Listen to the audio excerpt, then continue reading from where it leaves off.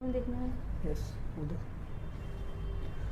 नमस्कार दोस्तों, पंचायती राज चुनाव परिणाम के बाद हम लगातार ये कवरेज कर रहे हैं कि किस तरीके से कांग्रेस की हार हुई है और इसी को लेकर आज एक बार फिर से चौहटन विधानसभा धनाऊ से प्रधान बनी है शमा बानो, जो कि अब्दुल हादी परिवार से आती है, जहां पर चौहटन में इस परिवार का हमेशा दबदबा रहा है।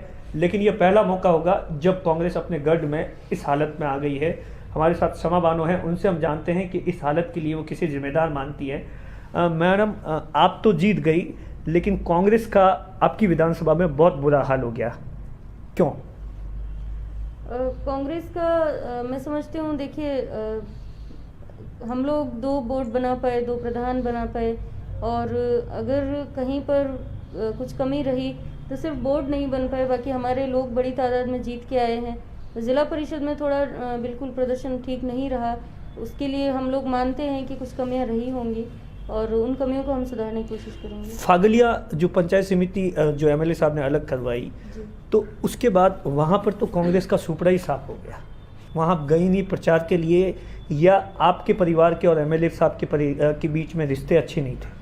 नहीं, रिश्ते तो मैं नहीं कहूँगी कि अच्छे नहीं थे, क्योंकि रिश्ते एक परिवार है, तो हम लोग बहुत लंबे टाइम से एक साथ काम कर रहे हैं और वो बड़े हैं, उन्होंने भी हमें गाइड किया है और हमसे जितना भी हो सका है हम लोग ने मिल कर के काम किया है। तो फागलिया की अगर हम बात करें तो जैसे मेरा खुद का जब चुनाव था तो मैंने धनाऊ पंचायत समिति पूरा देखा, क्योंकि मैं अपने मेरी जो खुद का वार्ड था उसमें भी मैं बहुत कम जा पाई, लेकिन मैंने सारे वार्ड्स को संभाला। मेरी पंचायत समिति में काफ़ी जगह ऐसी थी जहाँ पर लोगों की डिमांड थी कि आप आएँ और लोगों को हमें संभालना था, तो उसके चलते हम लोग गए भी, लेकिन कुछ कमी रही होगी शायद इसी वजह से। टिकटॉक को लेकर कितना तकरार था आपके और एमएलए साहब के बीच में? टिकटों को लेकर देखिए, जब भी कोई भी चुनाव होता है तो चुनाव के दौरान में जो कार्यकर्ता हैं वो सब लोग, मतलब जो अच्छे सक्रिय कार्यकर्ता हैं, उन सब की ये महत्वाकांक्षा रहती है कि हमें टिकट मिले और हम लोग चुनाव लड़ें, लेकिन एंड ऑफ द डे आपको किसी एक को सेलेक्ट करना पड़ता है, और जिसको भी पार्टी ने सेलेक्ट किया हमने उसके लिए पूरी मेहनत की। अब मैम, जिस तरीके से 2 पंचायत समिति जीती है, 2 हारी, लेकिन जिला परिषद में आपको बहुत बड़ा मुश्किल हुई, तो ऐसा तो नहीं कि 2 साल में कुछ डेवलपमेंट्स नहीं हुआ आपके एरिए में और इसी कारण से कांग्रेस का ये हाल हो गया? 2 साल से कांग्रेस की सरकार है राजस्थान में, और उसी के चलते 2 साल में बहुत अच्छा काम किया है, मैं ऐसा मानती हूँ। हमारे जो मुख्यमंत्री जी हैं आदरणीय अशोक गहलोत जी बहुत संवेदनशील हैं गरीबों के लिए, ज़रूरतमंदों के लिए, किसानों के लिए, तो उन्होंने बहुत अच्छा काम किया है, और उसके चलते मैं नहीं समझती कि काम नहीं हुआ। इस वजह से काम बहुत हुआ है, और कहीं ना कहीं प्रचार प्रसार में कमी रही है, शायद इस वजह से लोग समझ नहीं पाए इस चीज़ को। संगठन से भी आपकी बातचीत हुई चुनाव परिणामों के बाद, या इन सब चीज़ों को लेकर फीडबैक दिया जा रहा है?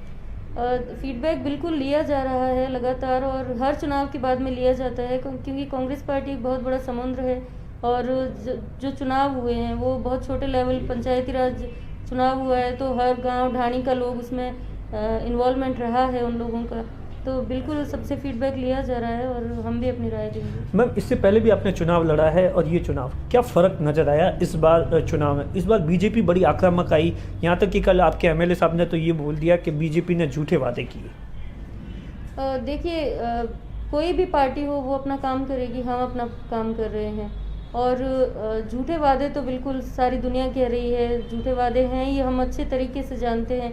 एमएलए साहब क्या, सारी दुनिया कह रही है इस चीज़ को, और झूठे वादे हुए हैं, हम तब सच्चाई में इनको बदलेंगे जब उन पर वो काम करेंगे। उन्होंने कुछ काम नहीं किया है, बड़े बड़े वादे किए गए हैं और उस पर कोई काम नहीं होते हुए लोगों को डाइवर्ट किया गया है, कभी किसी मुद्दे को लेकर के, कभी किसी मुद्दे को लेकर के। तो हम चाहते हैं कि कोई भी पार्टी रहे या कोई भी जनप्रतिनिधि अगर सीट पर आता है तो उसका सबसे पहला मकसद ये होना चाहिए कि वो लोगों को राहत दे उनकी समस्याओं से। हाँ मैम, एक गांव का प्रधान कितना वैल्यू रखता है डेवलपमेंट्स के लिए, उस इलाके के लिए? किस तरीके से पिछली बार का 5 साल का कार्यकाल और फिर से दूसरा शुरू हो गया है, तो क्या ऐसी बातें थी जो आपने लास्ट कार्यकाल से सीखी और इस बार डेवलपमेंट्स को लेकर प्लानिंग है आपकी? देखिए, सबसे पहले तो मैं शुक्रिया अदा करूंगी मेरे तमाम वोटर्स का और मेरी पार्टी का, जिन्होंने मुझे मौका दिया। और मैं पहले भी प्रधान रही 2010 टू 2015, तो मैंने उस वक्त भी, मेरा सिर्फ यही प्रयास रहता था कि किस तरीके से हम लोग कुछ बेहतर कर पाएँ, जो औरों ने किया उससे हम कुछ अलग करें। तो उसके चलते हमने गर्ल्स एजुकेशन के लिए एक अच्छा काम किया। तो उस दौरान मुझे नेशनल अवार्ड भी मिला, और आज भी मेरा यही मकसद रहता है कि हम कुछ बेहतर करें। क्योंकि देखिए, मुझे लगता है कि जो भेड़ चाल चल रही है, अगर उसी के तरीके से हम लोग भी चलते रहेंगे तो जो आशाएं या जो उम्मीदें युवा हमसे कर रहा है, आज का जो युवा है, जो पढ़ा लिखा युवा है, उनको हमसे बड़ी सारी उम्मीदें हैं। वो लोग सोचते हैं कि कुछ बेहतर करें ये लोग।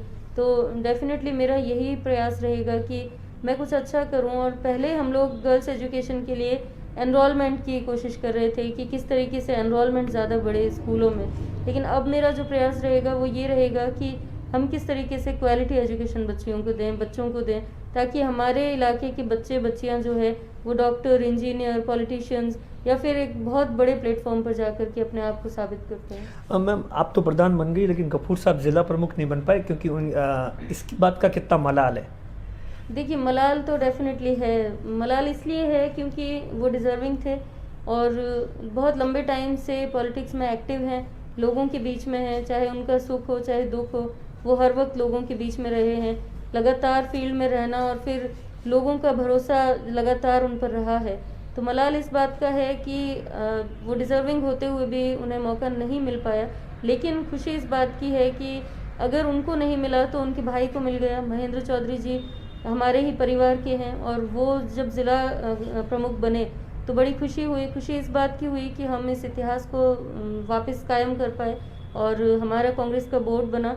आज हम फिर से उसी खुशी से, उसी उमंग से ज़िले को मजबूत करने के लिए प्रयास करते हैं। मैम, 10 साल हो गए आपको एक्टिव पॉलिटिक्स में। कितना बड़ा चैलेंज होता है एक फीमेल्स के लिए, और वो भी आप जिस इलाके से आती है, जिस समाज से आती है, कितना बड़ा चैलेंज होता है? स्टार्टिंग में किस तरीके की परेशानियां होती थी और अब किस तरीके की लोगों की सोच है इन सब चीज़ों को लेकर? देखिए, सबसे बड़ा जो चेंज मुझे अब लग रहा है एज अ फीमेल, जब मैं शुरू में आई थी जब पॉलिटिक्स में, तो सबसे बड़ा जो सपोर्ट था वो मेरी फैमिली का था, मेरे फादर इन लॉ का था, मेरे हस्बैंड का था। और फैमिली का ये सपोर्ट था कि आप काम कीजिए, हम आपके साथ में हैं। मुझे फ्रीडम दिया गया और मेरे अपने जो इरादे थे उनको मजबूती से मैं किस तरीके से रख कर के आगे बढ़ पाऊँ, उसके लिए मुझे एक इनर कॉन्फिडेंस दिया गया कि आपको रहना है फील्ड में, आपसे बहुत बड़ी उम्मीदें हैं लोगों की।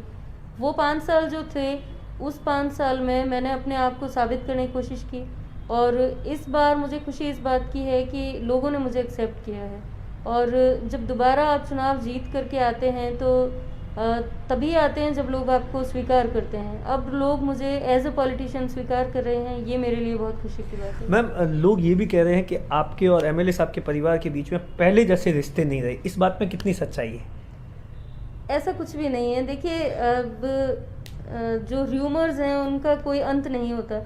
मैं समझती हूँ कि अगर र्यूमर्स लेकिन आजकल पहले की तरह साथ साथ भी नजर नहीं आते जिस तरीके से। बिल्कुल हम साथ नजर आते हैं। हम लोग घर, एमएलए साहब हमारे घर आ रहे हैं, हम उनके घर जा रहे हैं। अभी दिवाली पर ही मैं खुद उनके घर जा कर के आई हूँ। ऐसा कुछ भी नहीं है और र्यूमर्स का कोई अंत नहीं है। देखिए, अगर हम एक एक रूमर का जवाब देने लग गए तो शायद वक्त निकल जाता है। जो आगामी चुनाव जब भी होगा उससे पहले ओवैसी की पार्टी ने राजस्थान में दस्तक देने की शुरुआत कर दी है और ऐसा बताया जाता है कि बाड़मेर के अंदर चौहटन शिव विधानसभा, जहां पर अल्पसंख्यक वोटर्स ज़्यादा है, वहां पर, तो इसे आप किस तरीके से देखती है? कांग्रेस के लिए कितना बड़ा झटका होगा, क्योंकि वो एक कांग्रेस का बड़ा वोट बैंक है। पार्टी की अगर हम बात करें तो रोज़ दिन प्रतिदिन नई पार्टीज आ रही हैं। आपको पता ही होगा कि हर दूसरे या तीसरे दिन हमें सुनने को मिलता है कि नई पार्टी आ रही है, वो लोग नए एक्सपेरिमेंट्स करेंगे।